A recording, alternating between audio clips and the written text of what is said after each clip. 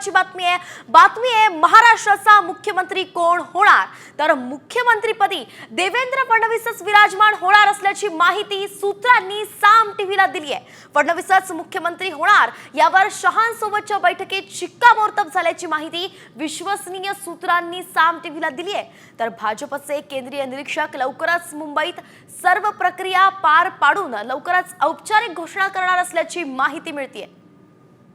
आताच्या क्षणाची सर्वात मोठी बातमी आपण पाहतोय, देवेंद्र फडणवीसच मुख्यमंत्री असण्याची शक्यता आहे। तर आपण फडणवीसांची कारकीर्द एकदा पाहूयात। 2013 मध्ये भाजपच्या 2014 मध्ये वयाच्या 44व्या वर्षी राज्याच्या मुख्यमंत्री पदाची शपथ त्यांनी घेतली। 2019 ला पुन्हा एकदा मुख्यमंत्री पदाची शपथ फडणवीसांनी घेतली।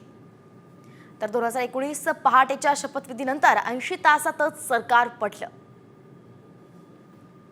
2022 मध्ये शिंदे सरकारमध्ये देवेंद्र फडणवीस हे उपमुख्यमंत्री झाले। दरम्यान एकनाथ शिंदे हे उपमुख्यमंत्री पद स्वीकारणार असल्याची माहिती ही सूत्रांनी दिली आहे।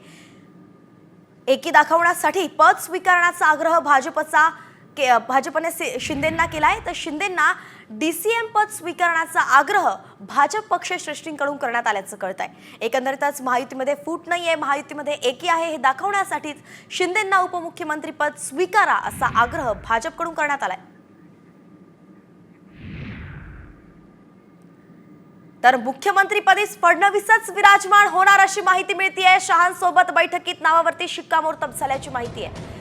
गणेश कवडे आपले प्रतिनिधी आपल्या सोबत जोडले गेलेत। गणेश, काय सांगाल, मुख्यमंत्री म्हणून अखेर देवेंद्र फडणवीसांचंच नाव समोर येत आहे। शहांसोबत झालेल्या बैठकीत काय झालंय आणि कधी घोषणा होऊ शकते?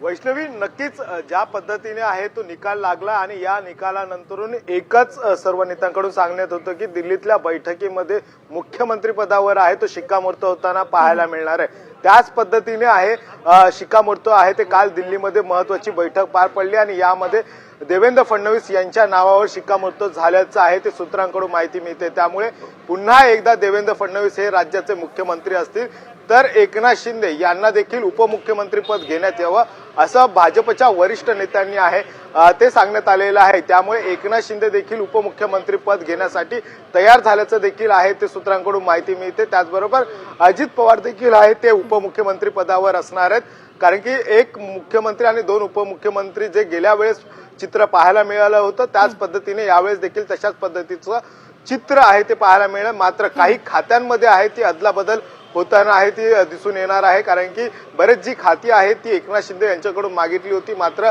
त्या व्यतिरिक्त दुसरी जी भाजपकडे असणारी खाती आहेत ती खाती दिली जाणार आहेत। तर राष्ट्रवादीकडून देखील आहेत 1, 2 ते 3 वेगळी खाती आहे ती मागण्यात आली होती, मात्र त्यामुळे खाते वाटपामध्ये आहे ते थोडासा फेरफार पाहायला मिळणार आहे। आणि या सगळ्या संदर्भातली आज एक महत्वाची बैठक आहे ती मुंबईमध्ये महायुतीची पार पडताना पाहायला मिळेल आणि या बैठकीमध्ये आहे ते खाते वाटपांवर अंतिम शिक्कामोर्तब होईल आणि त्यानंतरून 2 दिवसामध्ये महाराष्ट्रामध्ये भाजपचे निरीक्षक येतील आणि त्यानंतरून नेतेपदाची निवड आहे ती केली जाईल एकमताने सगळ्या आमदारांसोबत। आणि यानंतर आपल्याला उपस्थित होतोय की देवेंद्र फडणवीसांवर सुद्धा जरी मुख्यमंत्री पदाची माळ पडती आणि महत्त्वाच्या खात्यांबद्दलही तुम्ही सविस्तर माहिती दिली, परंतु हा जो एक फोटो आपण सध्या पाहतोय त्यामध्ये देवेंद्र फडणवीस आणि अजित पवार अत्यंत आनंदी दिसतात, परंतु शिंदेंचा चेहरा पडलाय। नेमकं दिल्लीतल्या बैठकीत असं काय झालं की शिंदेंचा इतका चेहरा पडलाय आणि आजही मुंबईत महत्त्वाची बैठक होणार आहे, या बैठकीत काय होऊ शकतंय?